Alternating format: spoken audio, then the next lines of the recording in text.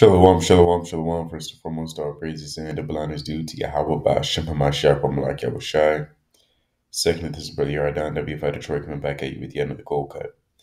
Today in this cold cut, we will be reading this article and touching on the riches and how they profit nothing. They don't profit a damn thing in this world.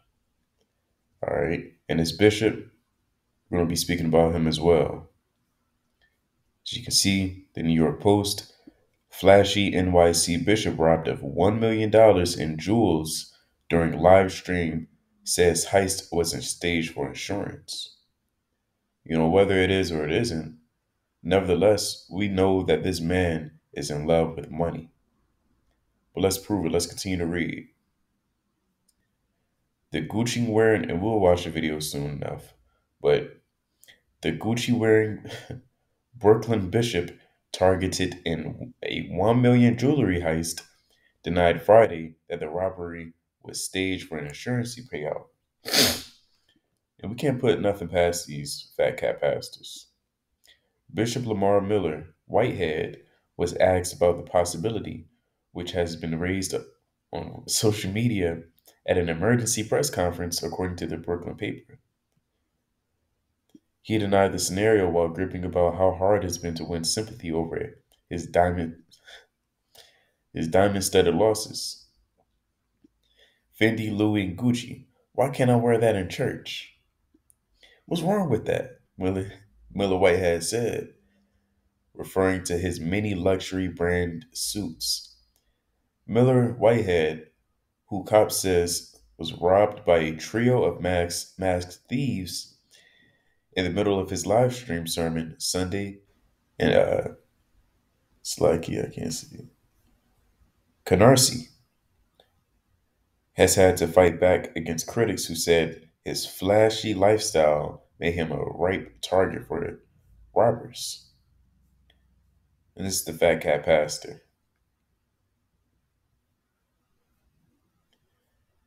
He is also embroiled in other controversies.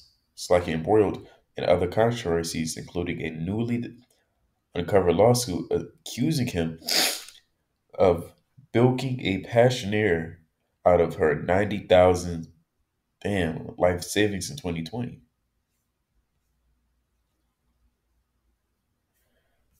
Look at this guy. Look at this knucklehead, bro.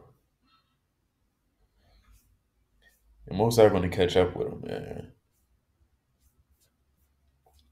So let's watch the video.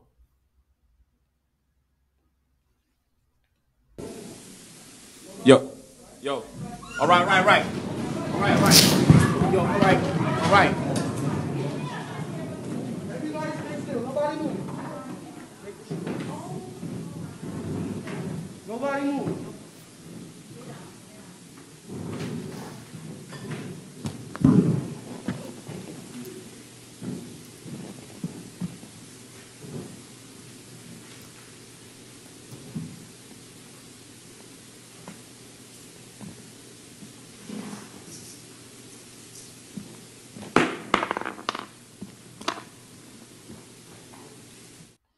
I'm gonna be real.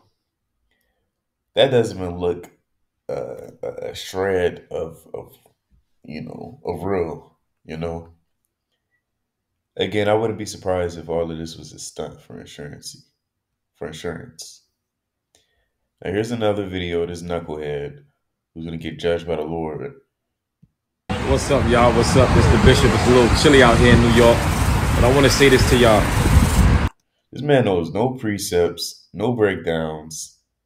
I doubt he's fasting and praying. You can clearly, Don't worry about what people say about you. They just don't understand. Stay fresh. Do you. Allow God to bless you. And drive what you want to drive. That's right. I'm a preacher. Bishop. And I drive. wow. Just wow. Yeah, that's sickening. That's sick. If you're a Christian and you're listening to him and you have a strong delusion, But let's get Sirach first. Let's get Sirach, the 11th chapter. Sirach chapter 11. Let's see. Let's see if this is it. Verse 4. It says, "Boast not of thy clothing and raiment, and exalt not thyself in the day of honor. For the works of the Lord are wonderful, and his works among men are hidden." Right? But yet we find this man boasting of his clothing and raiment. He's saying, he literally just said, well, what's wrong with wearing that? Why can't I wear that in church? You know, those are luxury brands. So you don't typically wear luxury brands to be lowly. You wear it to show out. That's why people buy luxury brands, to prove that they have money. They're boasting in their clothing. You understand? Now let's get James the 5th chapter. Let's get the 5th chapter.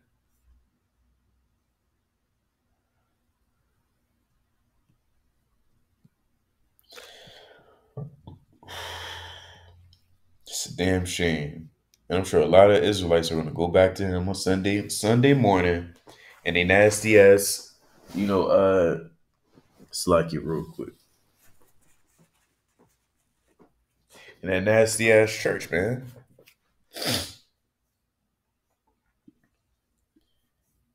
This is James chapter 5, verse 1. "Go to now, ye rich men, weep and howl for your miseries that shall come upon you." Why is the Lord ultimately singling out rich men? Because we know through history, right, and it's evident before our eyes as well, that rich men are very prideful. That's why the Lord Yahweh Shai even said it is easier for a camel to enter into the eye of the needle than a rich man into the heaven. Because they're so consumed with the luxuries and the carnal things of this world. Your riches are corrupted, and your garments are moth-eaten. Your gold and silver is cankered. And you know what? Let me get this verse.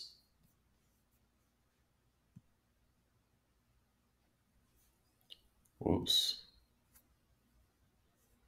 I'm gonna pull it up. Bear with me. This is Ecclesiastes. So far. This is Ecclesiastes chapter 5. Let's see.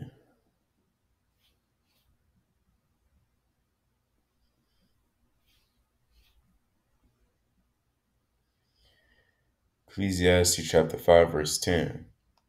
He that loveth silver shall not be satisfied with silver, nor he that loveth abundance with increase. This is also vanity.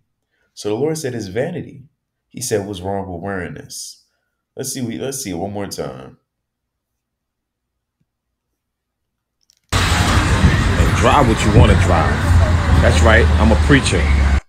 Do you allow? They just don't understand. Stay fresh. The Lord didn't say stay fresh. The Lord never, there's not one Bible verse where the Lord said, thou shalt stay fresh and comely. Do you allow God to bless you? And you understand, you have to really break down what he's saying. Not on the right hand side, but like understanding man's the ways of man, right? He's literally saying, I'm blessed. And he's equating his the blessings with carnal objects, with carnal things. You have to know what he's really saying. He's saying, I'm blessed because of these carnal, these wicked ass tangible things that I have in my possession. This is why I'm blessed. And that's the problem with Christianity. Whenever they say that, they only say they're blessed when they have something physical in their in their possession, whether it be cars, money, jewelry, a new job, right? That's the only time they really say I'm blessed by the Lord. But when's the last time you heard a Christian say I'm blessed because I receive understanding and precepts and I go through the trials and tribulations and the Lord is dealing with me because he put me through this situation? Whenever you ever heard a Christian say they're blessed through that alone? Nope. Typically, are always saying I'm blessed by these things that the Lord provided me. Now, of course, the Most High. I'm not saying the Most High can't provide you a job, things of that nature, but He's strictly equating His blessings with carnal riches. And the Lord's not a genie to give you carnal riches just because He like you or He keep the commandments. That's you making the Lord to be some type of genie, and that's not who He is. And drive what you want to drive. That's right. I'm a preacher, bishop. He said, "That's right. I'm a preacher and I'm a bishop, and I'm driving a Rolls Royce." And I drive. Yeah, He's finished unless He repent. So that's why I say your gold and your silver is cankered, and the rest of them shall be a witness against you, right? And shall eat your flesh as it were fire. Ye have reaped treasure together for the last days. That $1 million chain, $1,000 car, whatever, $100,000 car, whatever. Hey, all those mean nothing. Yeah, you're gathering in the last days, but it's not going to amount to anything. Behold, the hire of the labors which have reaped down your fields, which is of you kept back by fraud, crieth if the cries of them have reaped and entered into the Lord of Sabaoth. Don't think, and let me say this too. I know a lot of your congregation, so called, they're famished. Not spirit, of course, spiritually, but not only that, but they're famished in terms of making ends meet, working two jobs, driving to church in a 2001 Honda with 100,000 miles. And look at you boasting on. Hey, that's why the Lord said this. That's why the Lord said this in Luke.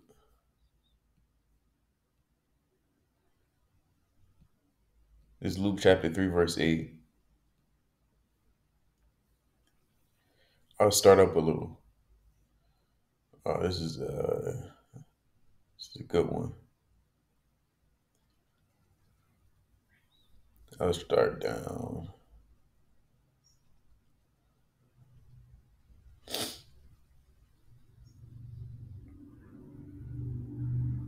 This is all good. But for the sake of time, I'll read verse 9 on down. And now also the axe is laid upon the root of the trees.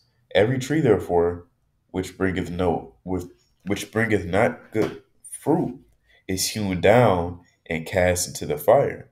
Now you have to understand that the Lord spake to Israel in similitudes and parables. And trees, according to the Bible, is none other than man. You read about that, or an example is in Mark the 8th chapter, 24th verse.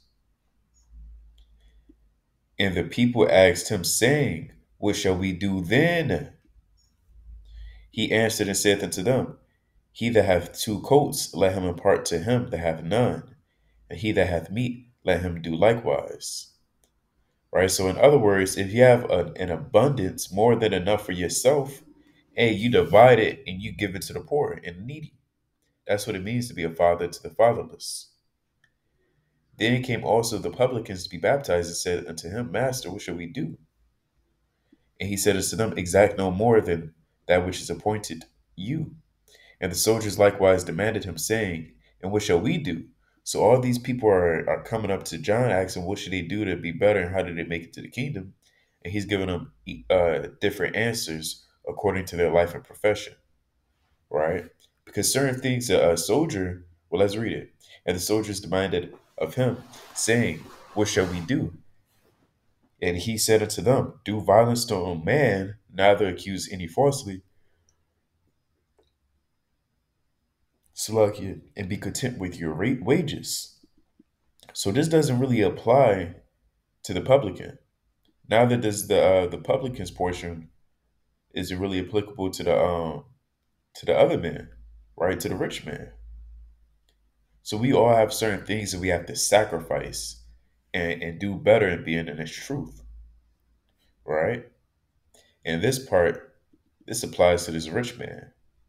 If you have more than enough and you're flowing in a large sum of money, either it'll behoove you to be charitable to your brothers and give give it to them. So here's some more precepts. Got to pull it up for Israel. Let's get Mark chapter 7, verse 11.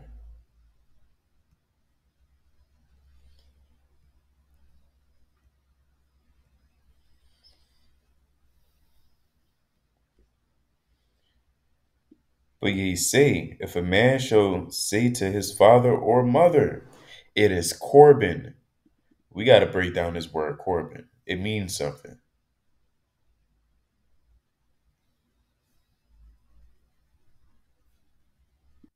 It's like, yeah, let's break down the word Corban. It means something.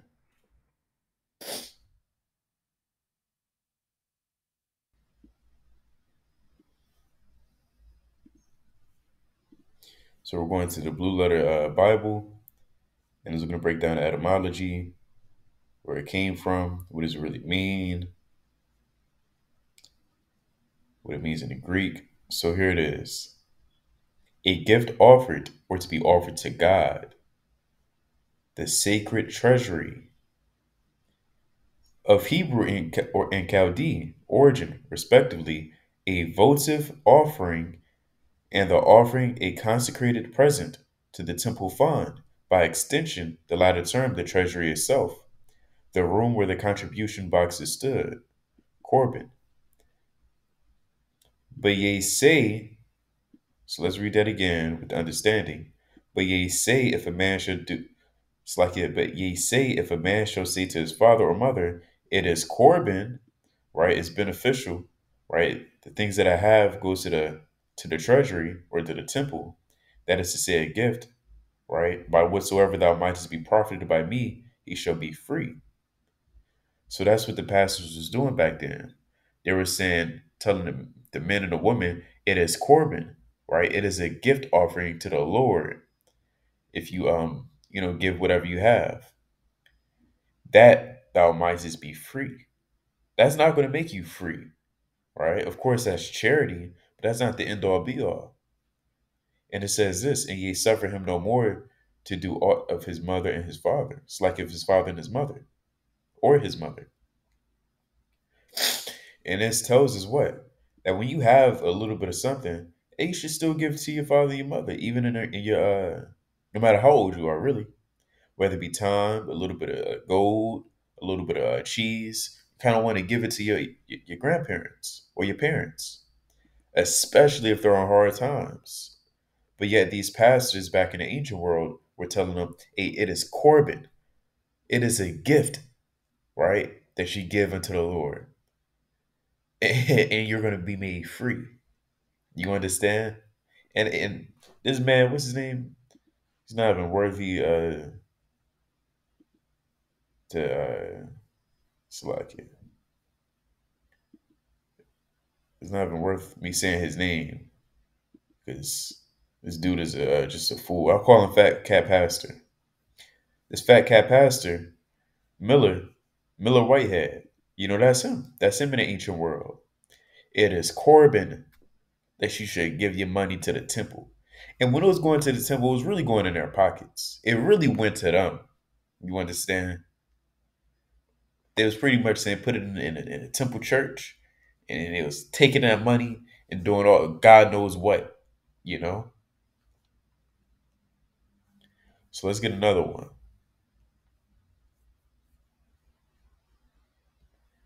Romans chapter 11, verse 4.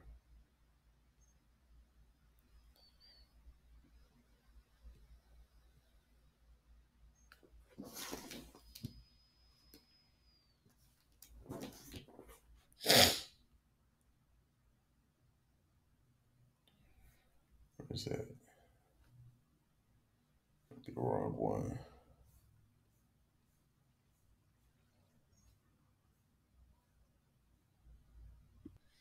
Proverbs 11 and 4. Israel, you gotta get out these churches. You have to get the hell out of these churches, man. When you watch the Cold Cuts channel, you're not gonna hear breakdowns, elaborate, deep history breakdowns like you will in the churches. And that's not to boast ourselves. A fruit shall be known, it's like your tree shall be known by its fruit, you know? So when you watch, not even WFI, but when you watch these other Israelite videos and camps, you will understand that they really break down the precepts through the Spirit, right? Unlike these churches, you're not going to see breakdowns in videos. It says, riches profit not in the day of wrath, but righteousness delivereth from death. So if you're not righteous, you're not going to be delivered from death. And that's a sure way to be put in right in front of a thermonuclear missile. Let's get another one.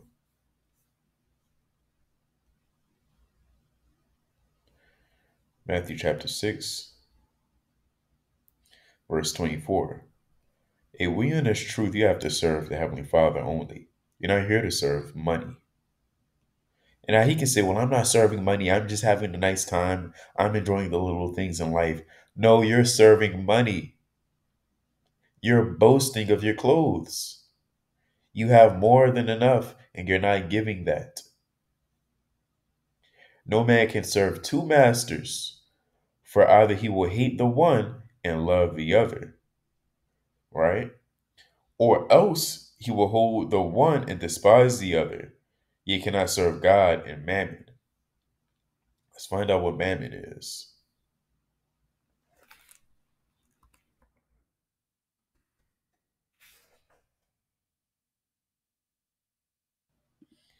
Again, with the Blue Letter Bible, this is the word mammon.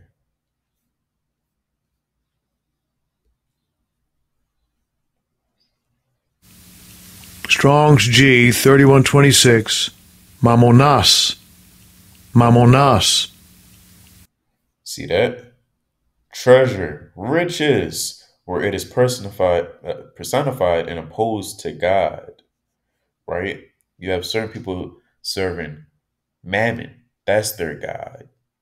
But you can't serve money and the Lord at the same time. Because guess what?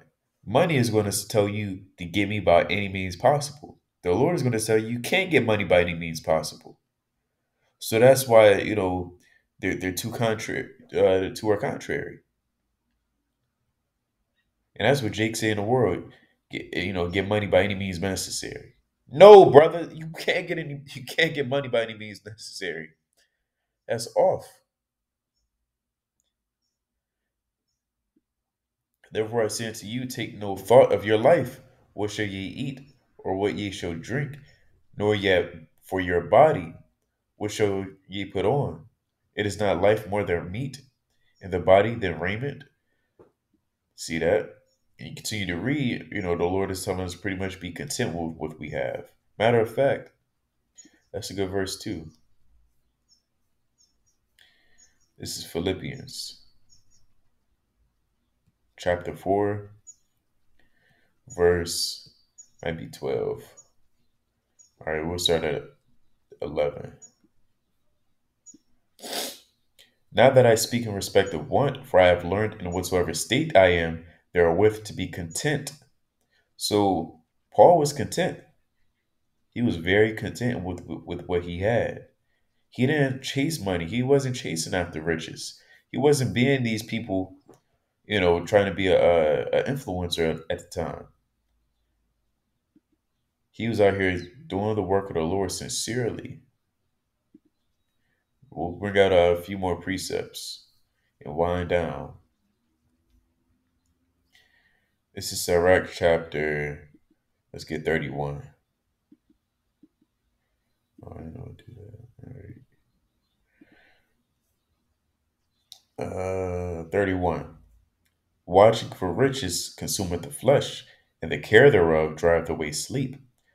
Watching care will not let a man slumber, as a sore disease breaketh sleep. Right? You're not going to slumber because you're too busy chasing money.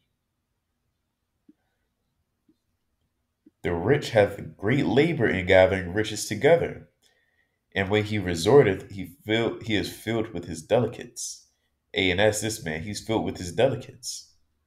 And again, hey, you gotta sometimes, well, really, you gotta know how to be wise and to get all this money. You do have to do some type of labor, and it's not sincere, but you do have to do some type of work, right? But the point is, right? I'm sure he did a lot of work to get to where he was. Not on the right hand side, of course, but on the left hand side. Because people on the left hand side, they do grind. That don't make it good.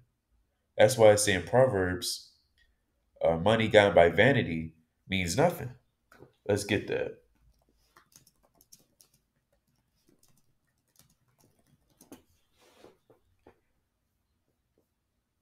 That's Proverbs 13 and 11.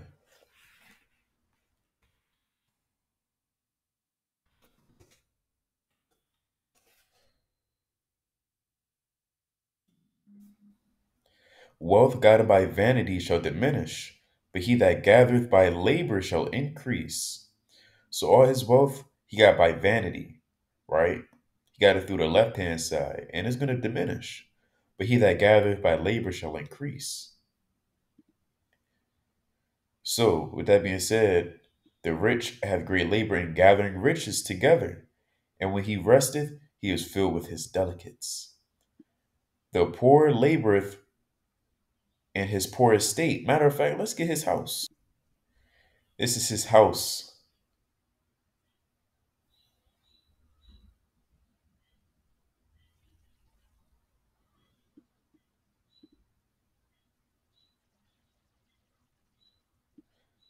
And blonde in the hair, blonde hair, if that's his woman.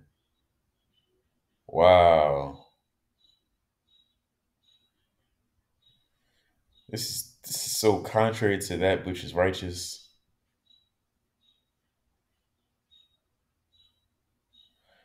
This is terrible. This is a man's house. Got about 13 rooms in that thing. Man, this dude is a snake, man. This dude got spirits on him.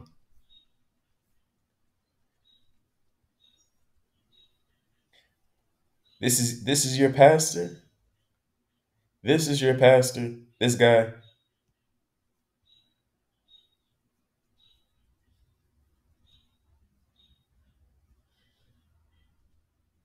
With gold cuffs? Yeah, Israel, your mind is bad. You have a strong delusion on you.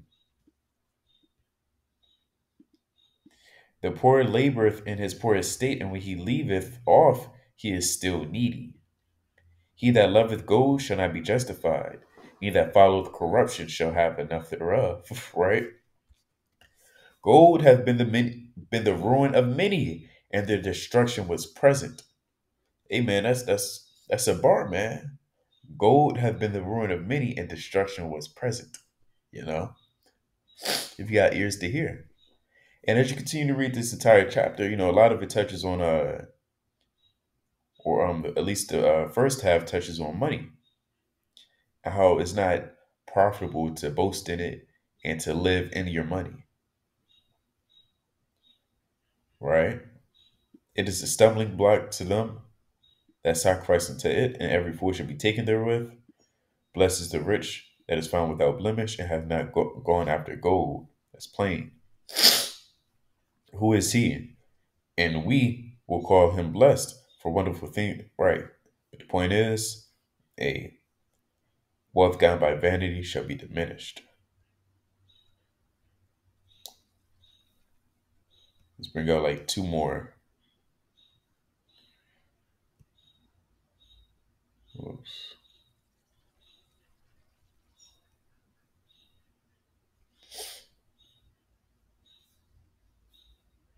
Let's get Mark, and then we'll close out with Ecclesiastes.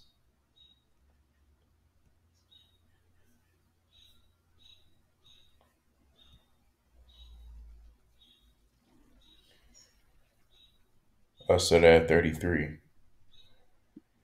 But when he had turned about and looked on his disciples, he rebuked Peter, saying, Get thee behind me, Satan, because Satan jumped on Peter.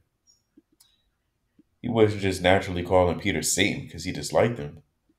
The Lord Yahweh Shai, he understood that spirits hopped on people, right?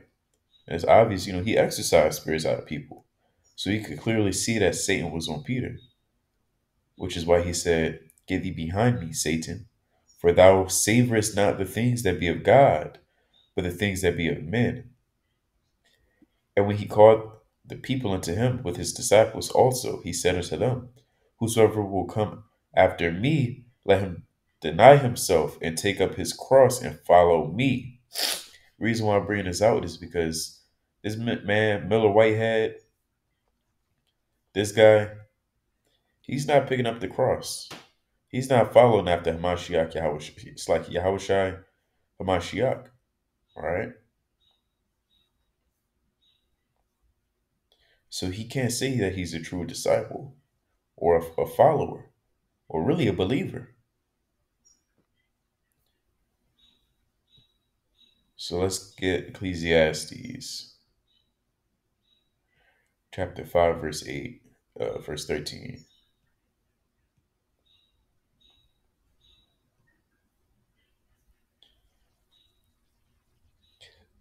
There is a sore evil which I have seen under the sun, namely riches kept for the owners thereof to their hurt. And that's why it's not profitable to be rich in this world, I should say. Because it's not going to do you nothing but jam you up at the end.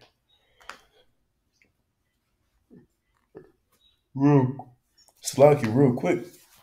It was a guy who won a jackpot, $1 million jackpot somewhere in the past. I think it was over $1 million. He bought nothing but folly. He bought a damn knight suit, like an actual ancient historical knight, like a knight suit. The man went on horses, those knights. He brought that suit. He brought a damn dinosaur bones. He was just spending his money in folly, right?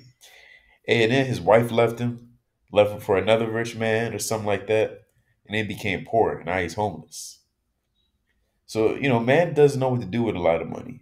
That's why it's vanity to have a whole lot of it. You're not going to know what to do with it. You have more than the man could desire. You know,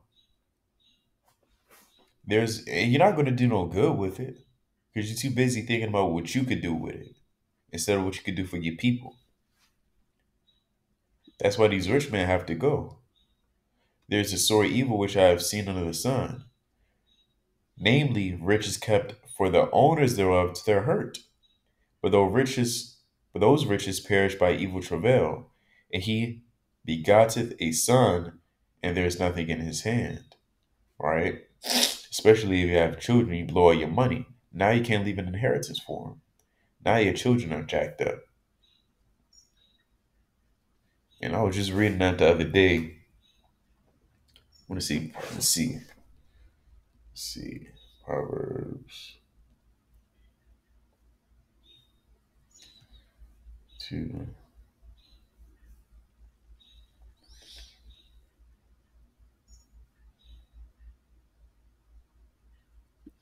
A good name is rather to be chosen than great riches.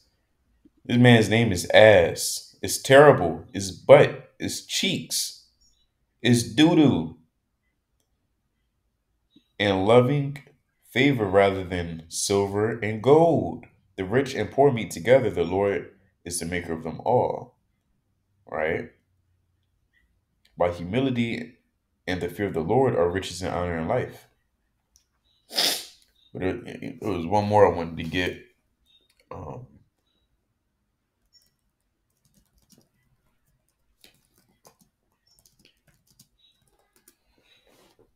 Proverbs 13:22.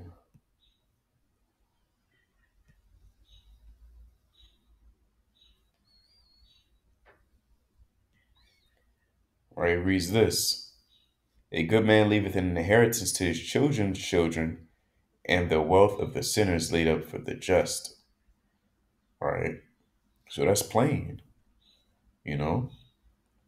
So Abba Ratazai Israel is well informed on who this fat cat pastor is, and know not to, hearken to this man if you have been listening to him. You know, in fact, tell your family members about this man. Let them know, hey, this is what's happening in the churches. This is what's happening in the religion of Christianity. You have fat cat pastors who boast in their riches. But with that, I'm going to bid Israel Shalom. Abba Rathazat Israel's been edified through the precepts. Till next time, Shalom.